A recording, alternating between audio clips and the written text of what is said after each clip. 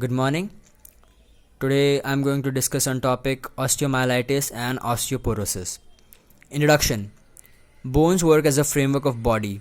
It not only works as a supporting framework but also provides site for the attachment of muscles. It also functions by protecting our vital organs. Slight deviation in the normal functioning and structure of bones can lead to severe medical conditions interfering with our normal activities. Under this assignment, I am going to discuss about osteomyelitis and osteoporosis. In osteomyelitis, inflammation of bone marrow occurs, and in osteoporosis, there is formation of pores-like structure, ultimately leading to weakening of bones and making it brittle. Now moving on to our next topic, that is osteomyelitis.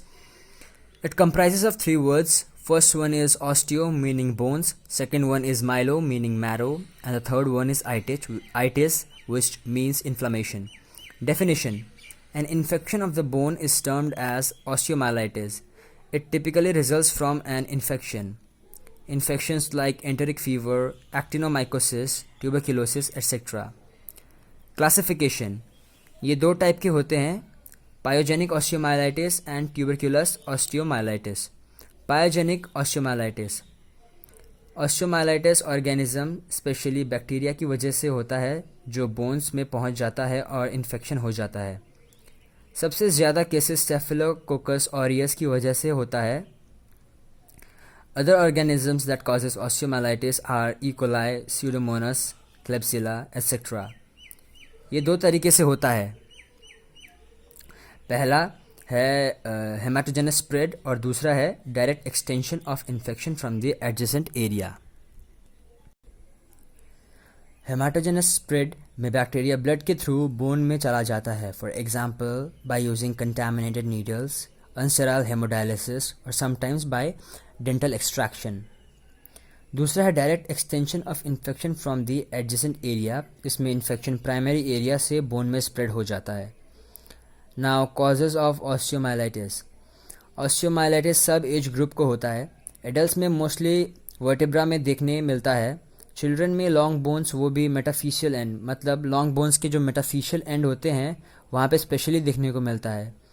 So some of the causes are trauma जैसे कि road traffic accident जिसमें bones skin से बाहर निकल के outer environment में expose हो जाते हैं. Surgery, aseptic techniques if not implemented properly at the time of surgery that may lead to contamination of blood, and ultimately contamination of blood can lead to osteomyelitis. Third cause is contiguous spread. इसमें bones को आसपास के adjacent area से bones में infection फैलने का chances होता है, जैसे सेल्यूलाइटिस जो कि एक स्किन का इन्फेक्शन है, वो अल्टीमेटली ऑस्टियोमाइलाइटिस उसकी वजह से अल्टीमेटली ऑस्टियोमाइलाइटिस होने का भी चांस रहता है. Now moving on to clinical manifestation. Some of the symptoms are fever, weakness and malaise. Malaise means feeling of being ill. Now moving on to pathologic changes. Depending upon the duration, it is classified as acute, subacute or chronic. So now let's discuss stepwise the changes that occurs in bones in osteomyelitis. At first, infection begins in the metaphyseal end जिसमें pus formation start हो जाता है. The pressure in the marrow increases due to pus collection and spreads along the marrow cavity into the endosteum, which is the vascular layer of bone, and into the Haversian canal. The infection may reach subperiosteal space, forming abscess. It may penetrate cortex or outer layer, creating draining skin sinus tract. Next, impaired blood supply takes place, leading to less mineralization in bones, resulting erosion, thinning, and infarction necrosis of cortex. Cortex is the outer covering of the bone, which is also known as hard bone. This infarcted area is called sequestrum. Now, with passage of time, there is formation of new bone over the infected bone below periosteum. This new bone is called involucrum. This involucrum has irregular surfaces and holes from where the pus of the infected bone come outside of the skin through perforations. Due to this formation of new bone, the bone becomes wider than before. Now, due to long continuous infection, there is an abnormal hardening of bone without any pus formation, which is called chronic sclerosing non-suppurative osteomyelitis of Guérin. As it has been discovered by Guérin, it is named under Guérin.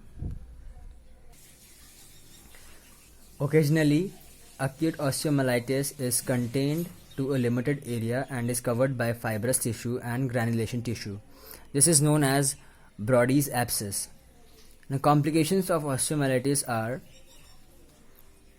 septicemia, acute bacterial arthritis, pathological fractures, development of squamous cell carcinoma, and vertebral osteomyelitis may cause vertebral collapse. Now moving on to our next heading, that is osteoporosis. It comprises of two words, osteo meaning bones and porosis meaning pores. So why there is formation of pores? For that we have to understand the function of osteoblast and osteoclast. Bone tissue are continuously destroyed and is replaced by new tissue. So osteoclast destroys old tissue and osteoblast forms new tissue. So in osteoporosis, osteoclast becomes more active than osteoblast, leading to pores in the bones. Pathogenesis of osteoporosis.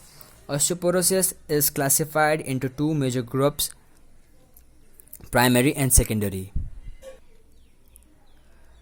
So under primary osteoporosis, it is primary result of osteopenia, which means bone loss without any underlying disease or medication. It is again of two types. First one is idiopathic, which is seen in children and is less frequent. Other is involutional type, which is found in postmenopausal women and aging individuals. Some of the risk factors of osteoporosis are genetic factor, seen more in whites and Asian than black. Sex, more in females rather than in males. Third is reduced physical activity can also lead to osteoporosis. Fourth one is deficiency of sex hormone like estrogen and androgen, and deficiency of calcitonin and estrogen may also increase the risk of osteoporosis. Now secondary osteoporosis, it is due to another underlying condition like hyperparathyroidism, hepatic disease, chronic anemia, etc., or as an effect of medication like hypercortisonism or large dose of heparin.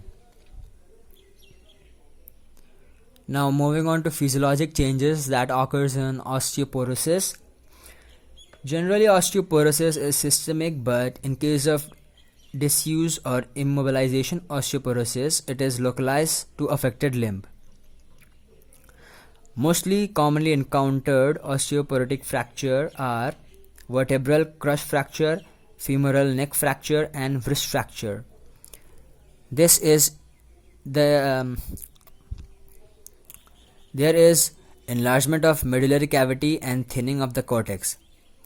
Histologically, osteoporosis may be active or inactive.